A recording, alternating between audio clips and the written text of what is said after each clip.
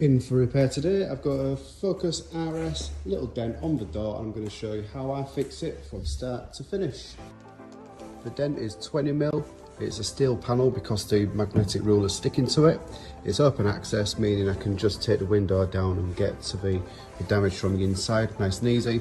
It is also a sharp dent because look at that sharp centre there.